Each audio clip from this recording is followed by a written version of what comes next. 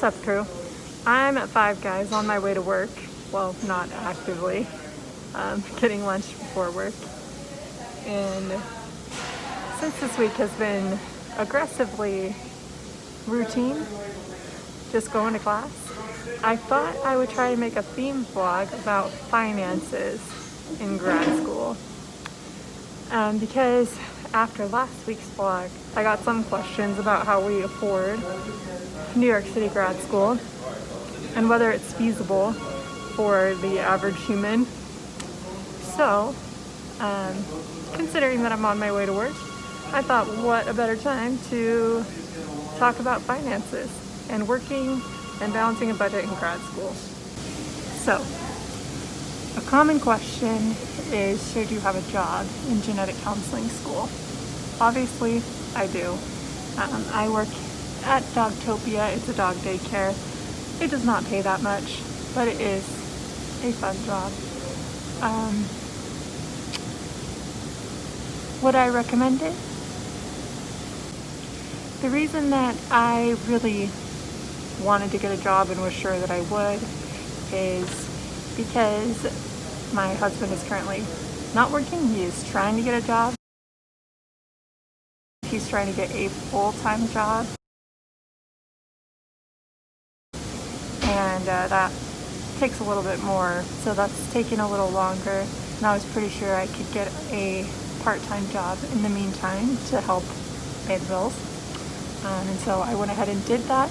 And I always worked throughout undergrad as a tutor, which, if you can get that gig, that's much better than working at a dog daycare, but I digress. So I worked as a tutor throughout most of undergrad.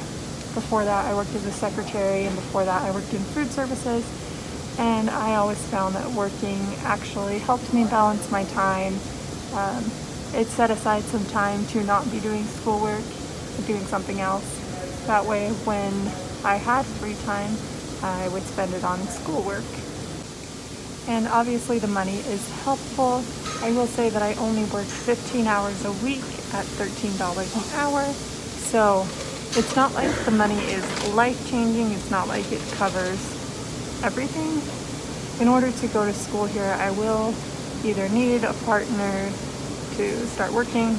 In my case, that's my husband. Or I would need savings, which we're also using.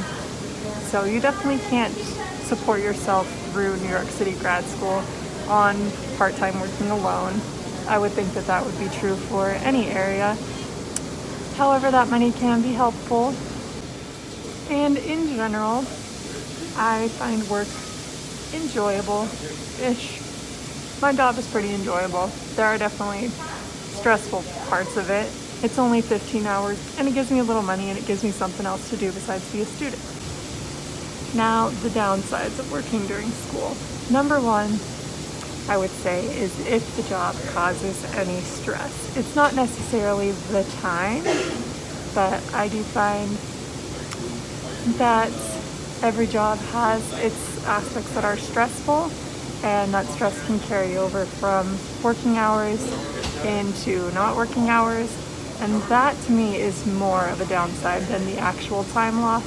For example, on Monday, I worked a shift, and right at the end of my shift, I had a really aggressive dog go after one of the newest dogs, and that was really stressful, and I'm really new, so I didn't handle it the best.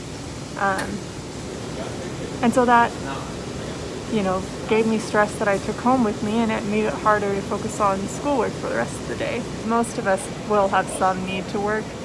And most of us will end up working during school.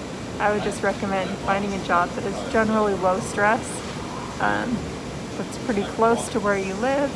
Commuting is kind of a drain on time. Mine's about 25 minutes away, which is about as far as I would go. Be on the lookout for jobs that will use your mind. I don't know if I'd really recommend going after the kind of job that I have, where it's mostly physical labor, but I take what I can get in a pandemic. And most of all, make sure that it's not negatively impacting your mental health. The most important thing, the thing I came here to do, is to get a degree and do it well. So those are my considerations for working during school.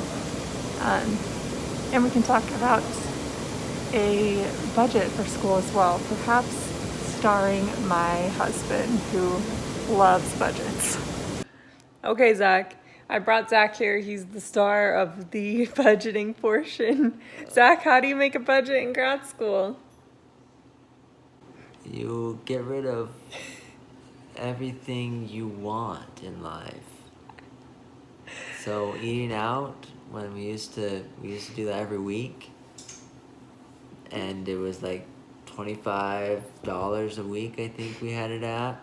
Now we're here, and I originally said once a month and took it down to $20, but you know, I was looking at the budget the other day, and I think we just have to cut it out altogether.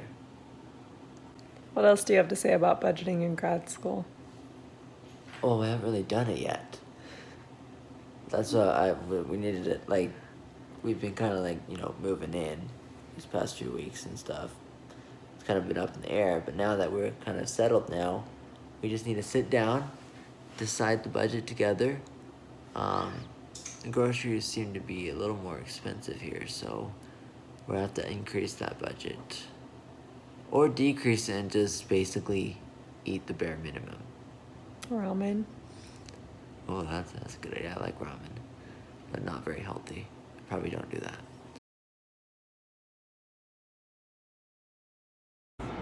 Oh hey, I wore my themed mask on accident. We just became the last people in line for the day that get to go to the Nintendo store in New York City, which I'm super excited about because, as everybody knows, I'm kind of a fan of Animal Crossing, and I hope that Which, Zach... of course, is all Nintendo is. That's all and look, I have Mario on my mask. I like Mario Kart. Oh, I didn't know that. And I really hope that they have some Animal Crossing stuff.